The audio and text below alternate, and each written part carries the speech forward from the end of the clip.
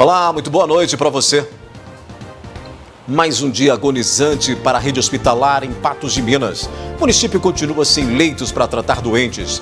Casos ativos voltam a subir depois de mais de 2 semanas em queda e mais. A cada promessa de remédio no combate à Covid, corrida às farmácias e médicos fazem alerta. Secretaria de Saúde de Minas pede que prefeituras não façam estoque e agilizem vacinação. Família faz campanha na luta por vida de jovem com sérios problemas cardíacos. Tribunal de Justiça de Minas já foi acionado mais de 3.000 vezes na pandemia com pedidos diversos, de leitos a medicamentos. Impedidos de trabalhar, setor da cultura pede socorro à Prefeitura de Patos de Minas. Veja mais. Sem aulas presenciais, quem trabalha com uniformes e transporte escolar muda o foco dos negócios. Morador pede agilidade para problema em ruas do bairro Eldorado. Atlético completa 113 anos com sonho de novos títulos e avanço nas obras do novo estádio. Tem análise da notícia e muito mais agora no NTV News.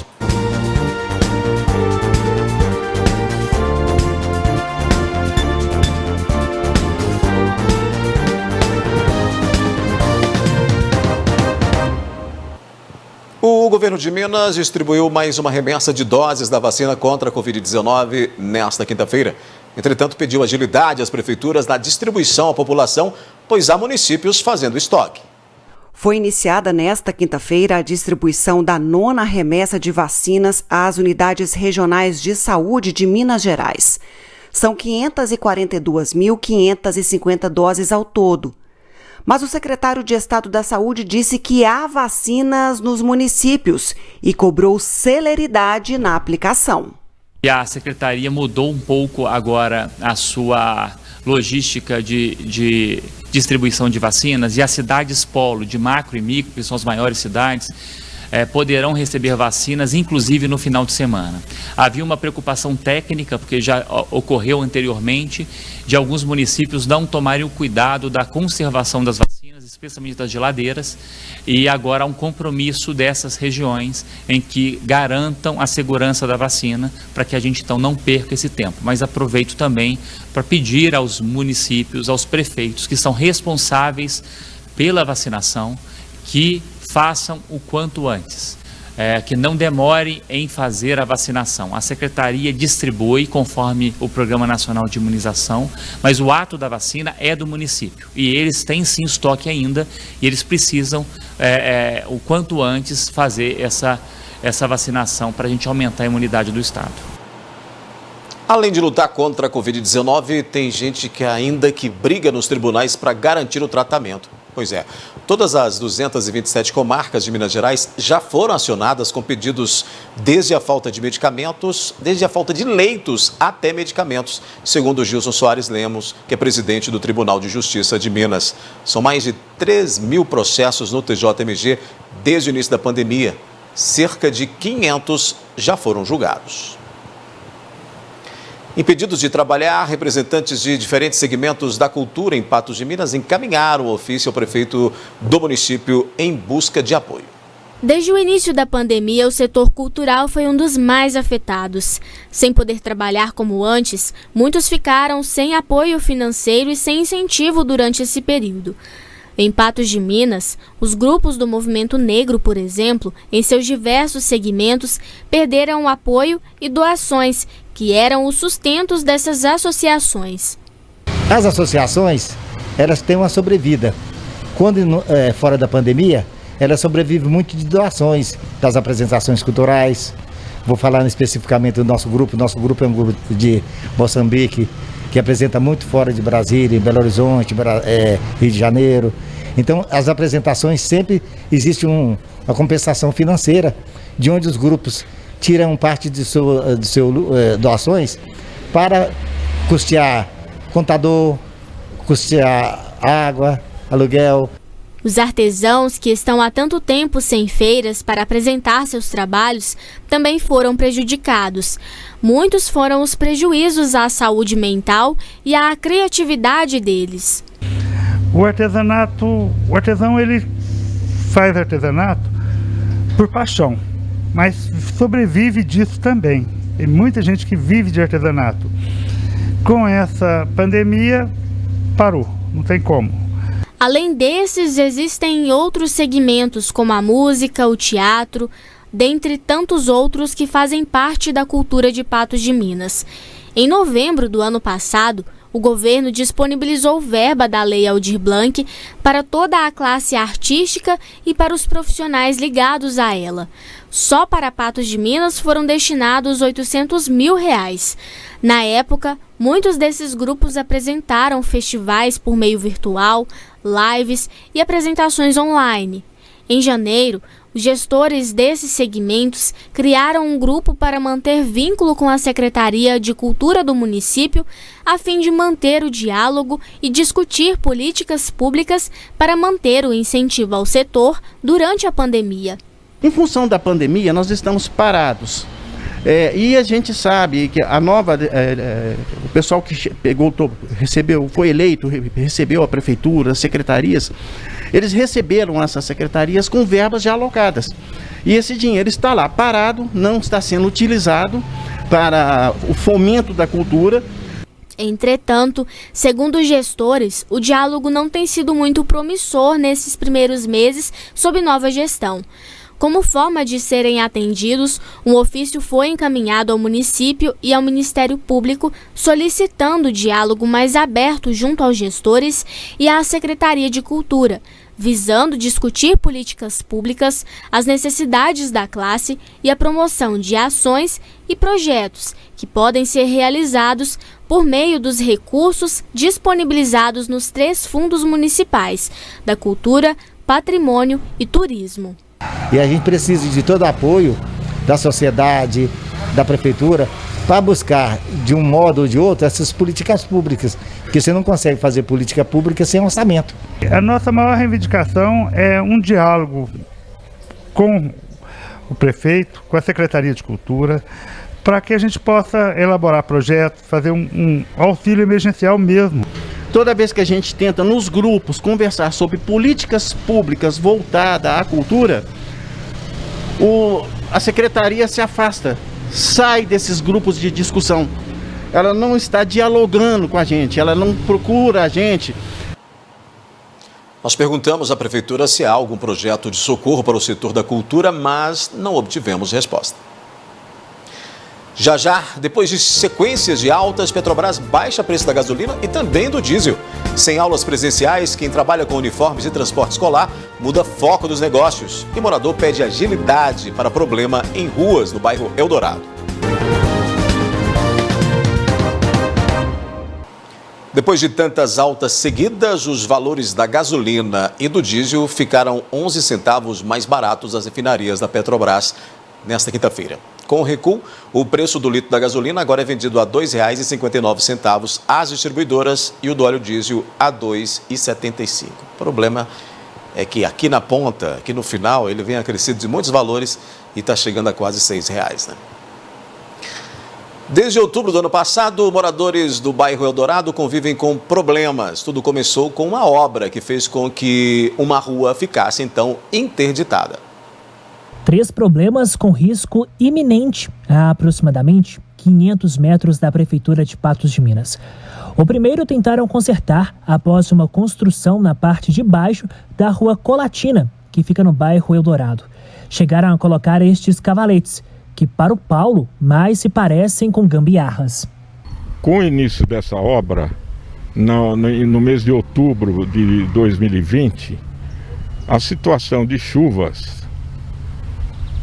normalmente nesta época, ela prejudica as obras. Então é preciso que se tome medidas paliativas para que não se aconteçam acidentes. Simplesmente começaram a desaterrar a área de frente à Avenida Fátima Porto e num determinado momento o barranco aqui escorregou. Aí foi aquela correria e tal, interromperam a rua, aqui a Rua Colatina, através de uma mureta. Eu vi aqui, realmente veio um pessoal aqui da sinalização da prefeitura, orientou como se fizesse a coisa, só que a coisa foi feita através de realmente essas gambiarras que estão aqui. Eles começaram a fazer, mas devido às chuvas, não conseguiram terminar. Então significa o quê? as providências têm que ser tomadas antes de acontecer o acidente. O segundo tem a ver com este buraco. O asfalto começa a ficar oco e esta árvore corre risco de cair. Desse buraco aqui, que foi ocasionado pelo entupimento da galeria com os detritos que vêm lá da obra. A terra que vem entupiu a galeria, simplesmente a passagem de água aqui ficou comprometida e vai haver risco de a pista ceder mais nesse ponto aqui. Já na rua Guaraci, ainda mais problemas. Desta vez, na calçada. A calçada do lado direito está totalmente oca embaixo. Estamos a 500 metros da prefeitura. Os próprios prefeitos e secretários que transitam por essa rua correm risco de acidente. A sinalização que fizeram aqui também não era nem precária, era tão gambiarra quanto essa da rua aqui. Só falta cair o resto do pedaço da rua e eu fico trancado aqui dentro. Nós já estamos na pandemia, então aí eu fico na prisão. Para o Paulo, tanto tempo de espera só pode ser resultado de más gestões.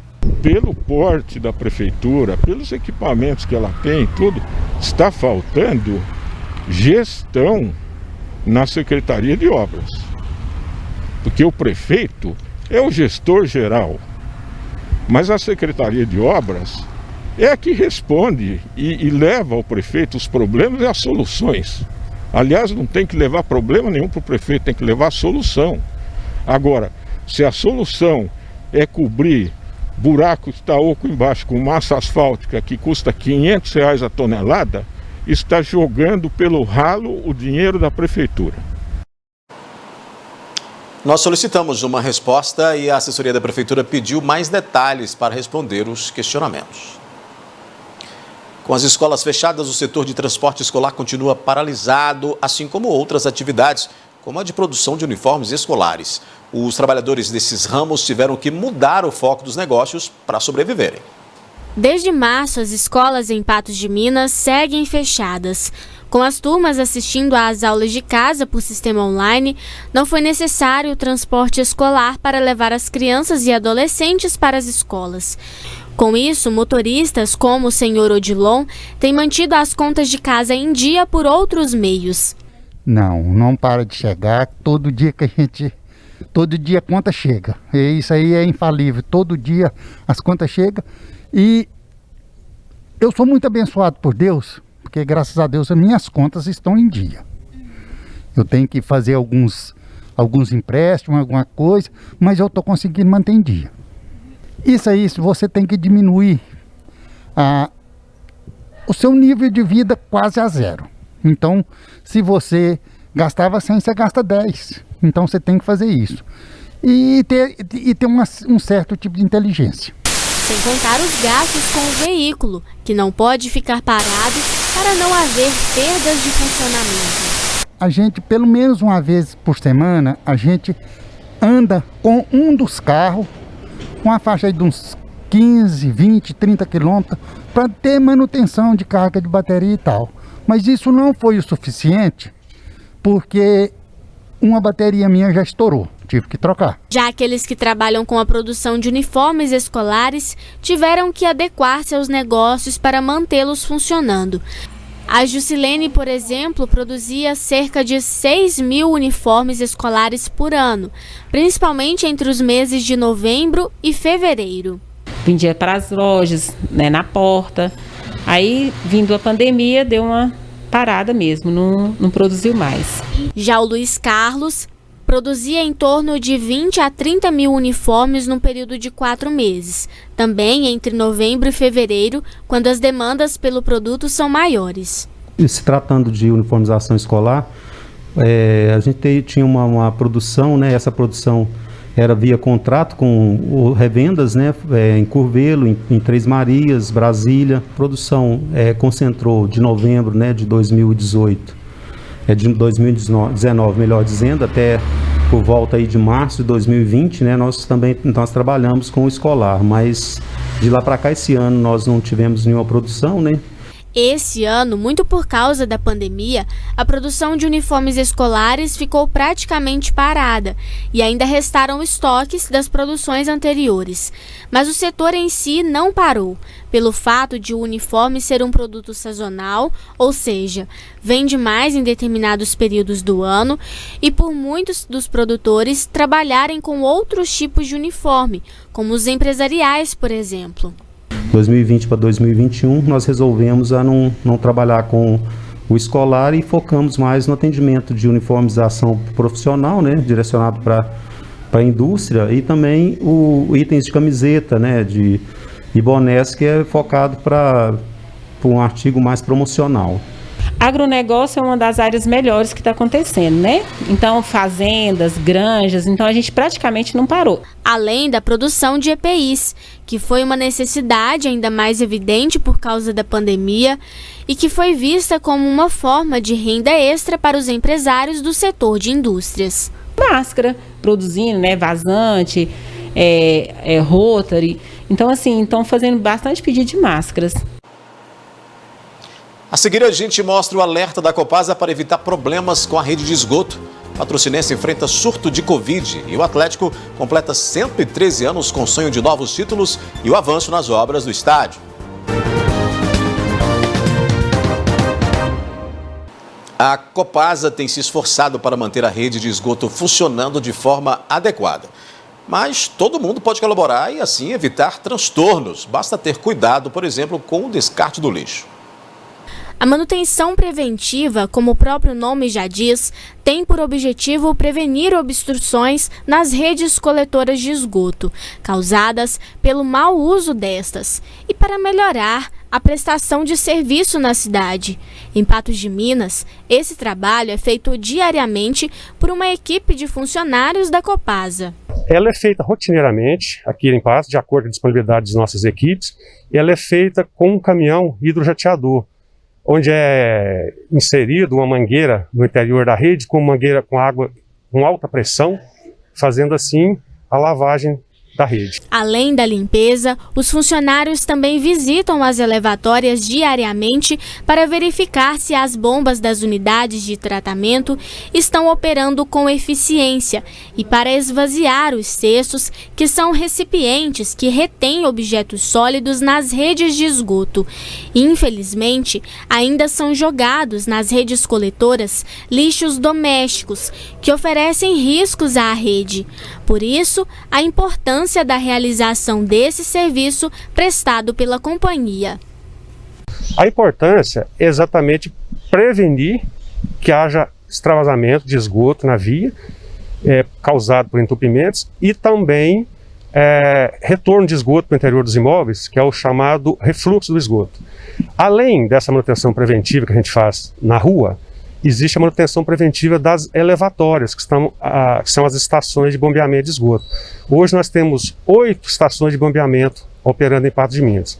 Temos uma equipe que faz o trabalho diário, todos os dias eles visitam essas elevatórias e faz a limpeza dos cestos, que retém o material sólido que chega no esgoto, e faz acompanhamento do funcionamento dessas elevatórias para que não haja extravasamento de esgoto no rio. Entretanto, a colaboração da população também é de suma importância para que o serviço de esgotamento sanitário prestado na cidade seja ainda mais eficaz, evitando o despejo de resíduos sólidos nas redes coletoras e ainda acionando a companhia sempre que necessário por meio dos canais de atendimento, o telefone 115, o site www.copasa.com.br, o e-mail faleconosco@copasa.com.br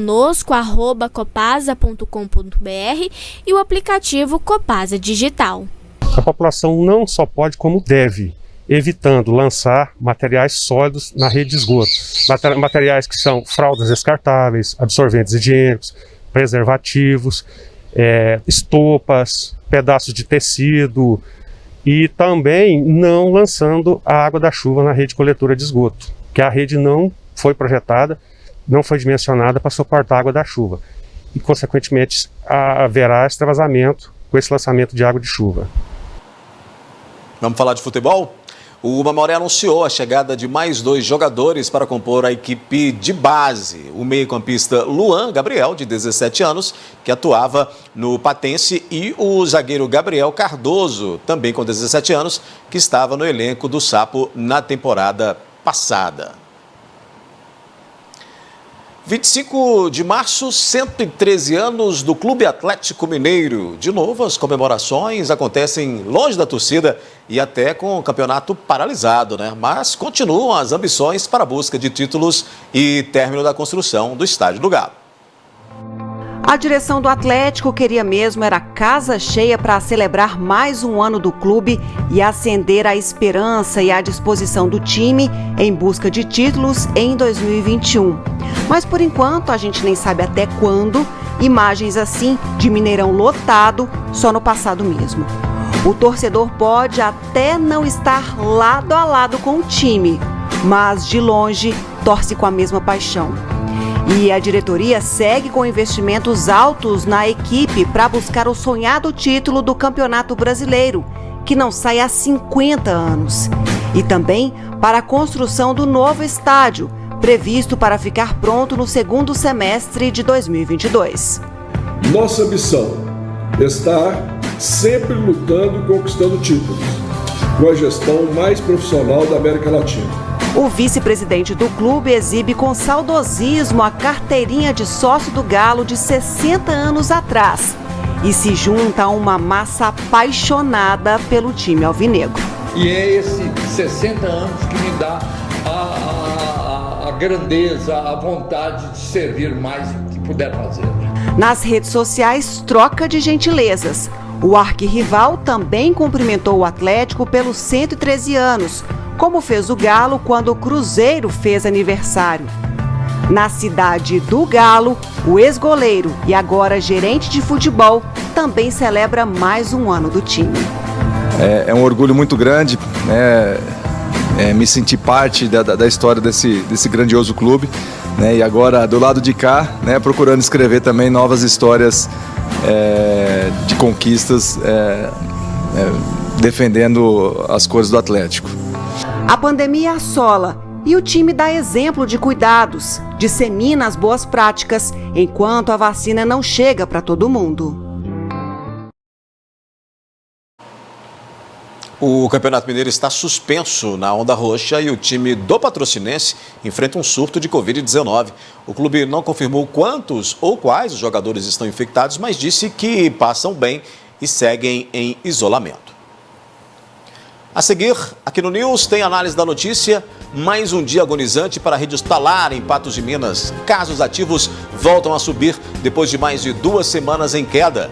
E a cada promessa de remédio no combate à Covid, uma corrida às farmácias e médicos fazem alerta.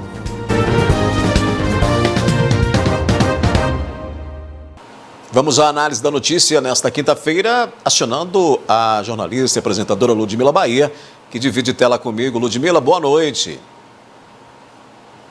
Olá, Odair, boa noite para você, para todos que acompanham o NTV News. Agora tem análise da notícia, vamos discutir aí alguns assuntos desta quinta-feira.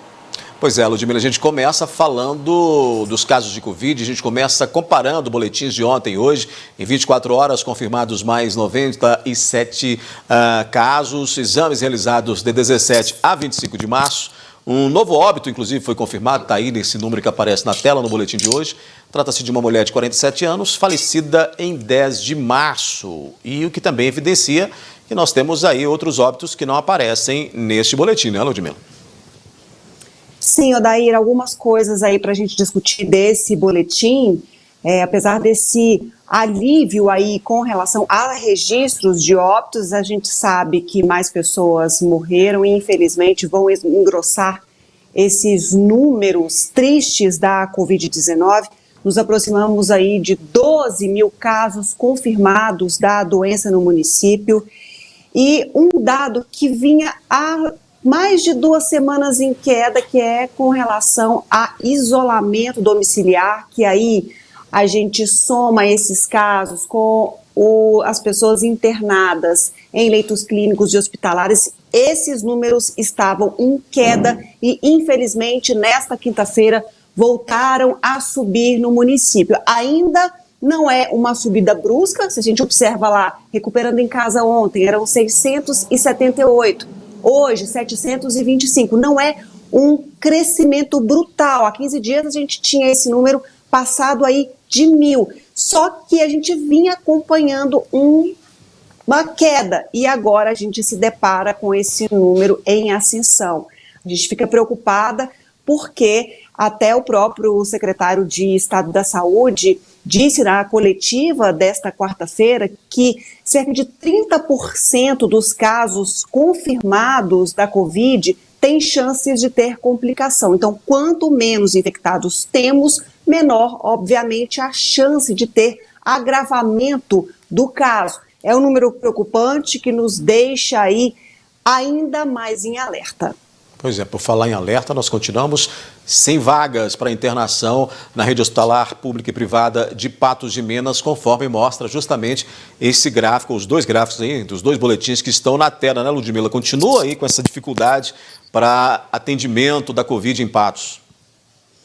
E olha que se a gente olha no número geral, a gente tem menos internados. Entretanto, a ocupação principalmente da rede pública e privada, somada à disponibilidade, é maior que o boletim de ontem. Nos aproximamos de novo aos 300% de ocupação de leitos clínicos, de ocupação de UTI ultrapassa 150%, e com relação a só a disponibilidade da rede pública, leitos clínicos e de UTI, mais um dia que nos deixa aí mais preocupados ainda se é possível isso, né? Mas temos aí percentuais altíssimos, infelizmente, e é uma realidade geral no estado, tanto que o governador de Minas Gerais anunciou pelo secretário de Estado da Saúde, o Fábio Baccheretti, o prolongamento dessa onda roxa justamente para tentar esse alívio na busca pela assistência médica. Ludmila, a gente acompanha em meio à pandemia situações que vão e que vêm, mas com relação à medicação, tem uns disparadas em certos momentos desse 1 ano de pandemia, né? A cada momento, novos medicamentos são colocados aí nos holofotes com promessas para tratar a Covid-19. Mas muitos sequer têm comprovação científica, né? Agora, um estudo americano sugere que a aspirina em doses baixas pode ajudar a proteger os pulmões e reduzir a necessidade de colocar pacientes em ventiladores. Mas as análises são novas e, por isso, nada de correr para as farmácias sem necessidade, alertam aí os médicos com relação a esse medicamento. O ácido acetil salicílico, ou a aspirina, como é conhecido, é um medicamento de venda livre e amplamente disponível no mercado.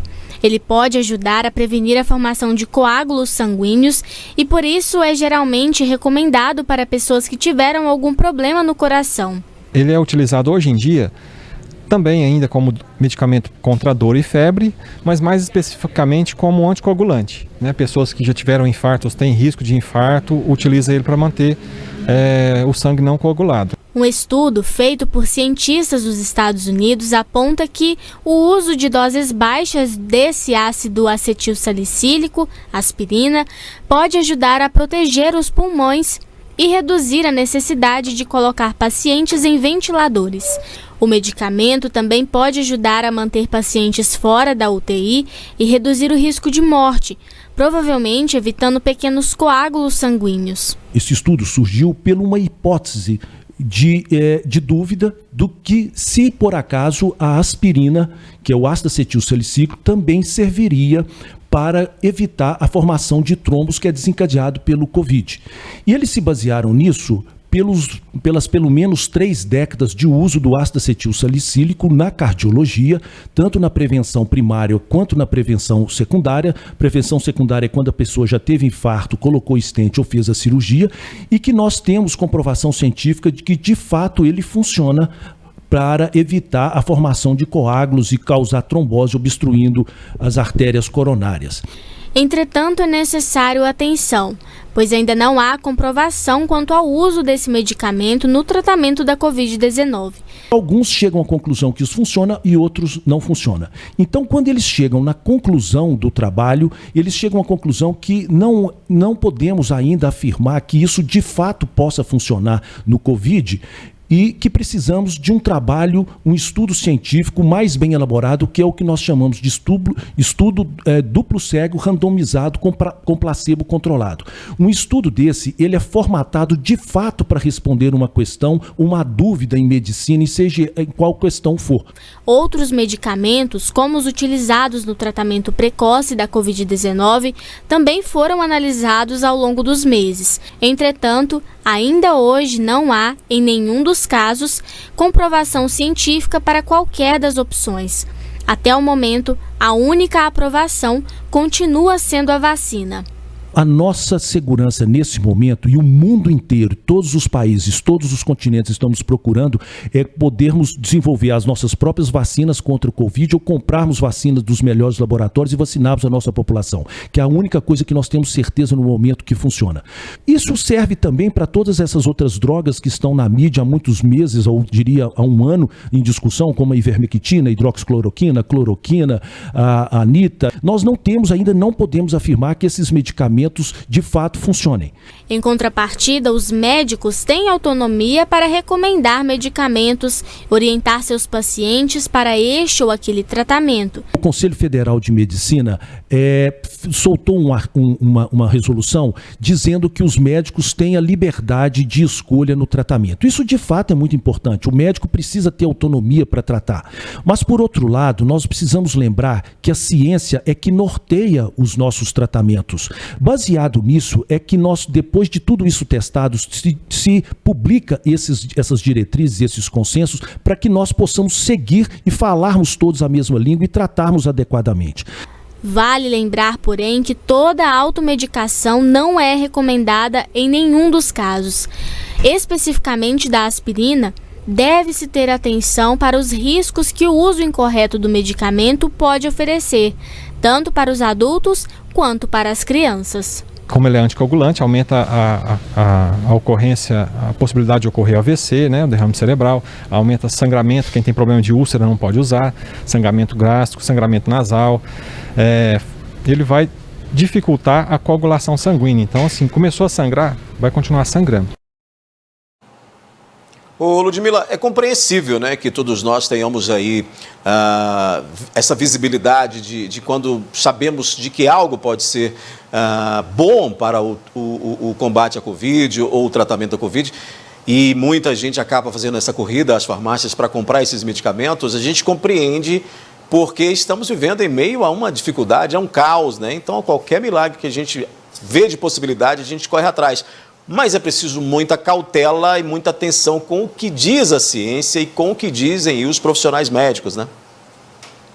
Infelizmente, essa pílula milagrosa que a gente tanto queria, ela não existe, não há comprovação científica, tanto que a gente vê essa fala recorrente dos especialistas. Acabamos de ouvir até o doutor Marco Antônio explicando sobre essa cautela, esse cuidado, essa corrida às farmácias provocadas quando a gente percebe aí um novo estudo. Esse é mais um alento, são aí pessoas debruçadas e estudando o que já temos disponível e o que pode reforçar no controle ou no combate. Mas a gente sabe que ainda é tudo muito novo e ainda não há nenhum medicamento que a gente, desses que até citados na reportagem e aí reforçados também pelo médico, com essa comprovação ou com essa eficácia que todos gostaríamos que tivesse realmente. Então a gente precisa ter cautela aí nesse uso, nessa concordância, nessa administração, sem até o próprio acompanhamento médico, que de repente a gente vê esse estudo e fala, puxa, é um estudo americano, eles confirmaram lá que a aspirina é legal, mas será que você pode? Será que é interessante para o seu caso? É interessante administrar? Não seria interessante você procurar um médico até para saber se pode ou não pode? A gente tem que ter cautela com o que toma, como administra, para evitar aí que outros problemas surjam em decorrência do uso desses medicamentos. Até a gente viu noticiado essa semana pessoas com problemas, inclusive pessoas que morreram pela administração equivocada de alguns medicamentos que acabaram potencializando aí outras doenças, infelizmente. Muito bem. Vamos fazer uma parada rápida aqui, Ludmila, e já a gente mostra como vive o homem que ocupa terreno na Avenida Fátima Porto e família faz campanha na luta por vida de jovem com sérios problemas cardíacos. Estamos de volta com a análise da notícia. Eu continuo aqui com a participação da jornalista Ludmila Bahia para a gente debater esses assuntos do dia. Ô Ludmila, a gente tem acompanhado alguns municípios que não estão aí seguindo o que prevê as determinações do Minas Consciente com relação à onda roxa. Mas em Bicas, nós temos aí uma decisão da Justiça, inclusive com previsão de multa de R$50 mil para que o município lá volte a adotar todos os critérios que constam na onda roxa, né? Outro município que foi acionado pelo Ministério Público para que siga as medidas restritivas e impositivas da onda roxa. A gente sabe que o governo do estado de Minas Gerais propôs essas medidas e ontem o secretário de Estado da Saúde fez um apelo para que os gestores seguissem, pois há uma fila imensa, são cerca de 2.000 pessoas à espera de leitos clínicos ou de terapia intensiva em Minas Gerais, isso na data de ontem. E com um aumento de pessoas infectadas, hoje batemos recorde de novos infectados em 24 horas no estado, quase 14.000 pessoas aí.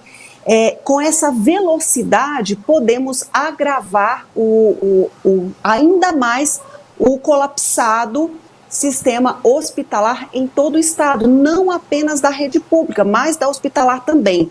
E o Ministério Público entrou com uma ação e a Justiça, portanto, obrigando o município de Bicas, que fica na Zona da Mata, a seguir as diretrizes, as restrições de funcionamento de atividades econômicas e também de circulação de pessoas da onda roxa. E se o município se negar a seguir essas restrições, está sujeito aí a uma pena diária de R$50 mil, conforme a liminar concedida pela Justiça Estadual nessa ação civil pública que foi ajuizada pela Advocacia Geral do Estado de Minas Gerais.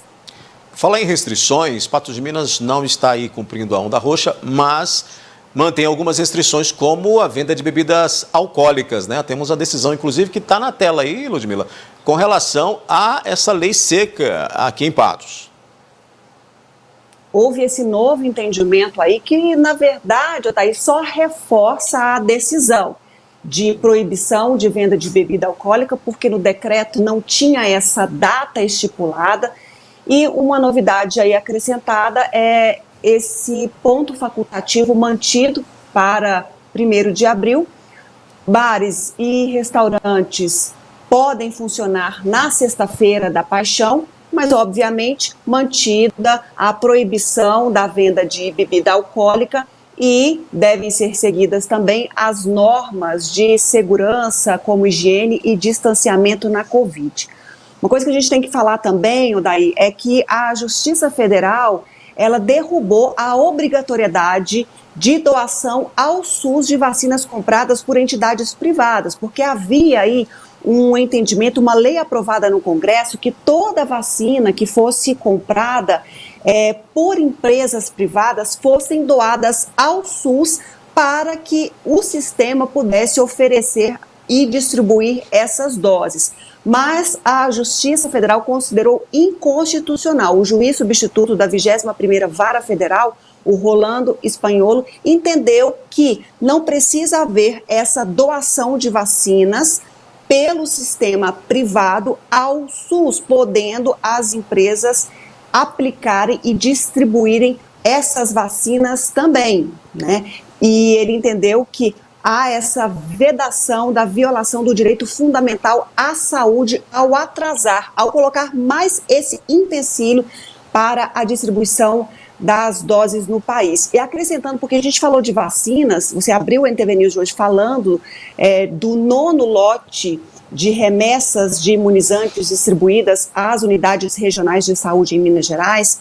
O governo de Minas recebeu também quase 500 mil doses, são 475.600 novas doses no 10º lote de vacinas, e esse lote com esses imunizantes deve ser direcionado a idosos entre 65 e 69 anos. A gente sabe que há um descompasso aí entre os municípios, talvez até pelo que o próprio secretário de Saúde disse na coletiva desta quarta-feira. Alguns municípios acabam aí entregando ou imunizando a sua população de uma forma diferente que outros, de uma forma mais devagar, deixando estoques, e ele até pediu vazão, pediu que os municípios acelerem essa vacinação, até para que a gente consiga aí chegar mais rapidamente nesse público estimado para essa 10ª remessa de doses de imunizantes. Pois é, essa primeira decisão que você falou aí da Justiça, esse primeiro assunto aí que você tocou com relação à Justiça liberar para que as pessoas possam comprar essa vacina e não precisam obrigatoriamente doar para o SUS, é boa para aquele grupo de empresários e políticos de Belo Horizonte que se vacinou e até então começaram a ser investigados, mas com uma decisão dessa acaba não atrapalhando para eles, creio eu, uma vez que não é mais obrigatório, ou pelo menos essa decisão não deixa mais obrigatório esse repasse ao SUS. Ludmila, vamos seguir então aqui, porque nós vamos contar agora o drama de um jovem de 20 anos com sérios problemas cardíacos. Ele luta contra o tempo para conseguir dinheiro e fazer o tratamento de urgência. A família está mobilizada na campanha pela vida do Pedro Henrique. Este é o Pedro Henrique, de 20 anos. O rapaz sofre de um problema cardíaco desde a infância, mas que só foi diagnosticado há cerca de 6 meses e se encontra em estágio avançado. Os médicos falam que é um problema congênito, já era para ter descoberto. Então foi desde jovem, ia fazer uma educação física, não tinha respiração, ia fazer um futebol com os amigos na quadra, já não conseguia. Inclusive quando meu filho começou a trabalhar, ele também foi junto, não conseguiu trabalhar. Então sempre teve alguns sintomas já do quadro dele, né? Que ele é um paciente portador da hipertensão pulmonar grave, que já está num quadro avançado por não ser descoberto antes. Daí quando ele começou, né, ficar dormentes algumas partes do corpo, né, o rosto, sentir dores de cabeça, desmaiar, às vezes até entrar em convulsão. Devido às complicações, o jovem tem dificuldades para respirar, levantar, tomar banho e até se alimentar. O coração está com apenas 50% das suas funções e os pulmões estão comprometidos também. Segundo a tia, Pedro fez acompanhamento médico e agora precisa realizar pelo menos 3 procedimentos, como o cateterismo. Mas, até o momento, não conseguiram agilizar o processo e o tempo do rapaz está cada vez mais curto. E por conta de toda a medicação que é muito pesada para o problema, já está cometendo o fígado, né, que dá a cirrose hepática. Então ele já começou com um quadro de inchaço, teve que tirar algumas medicações. E o quadro dele é para ontem.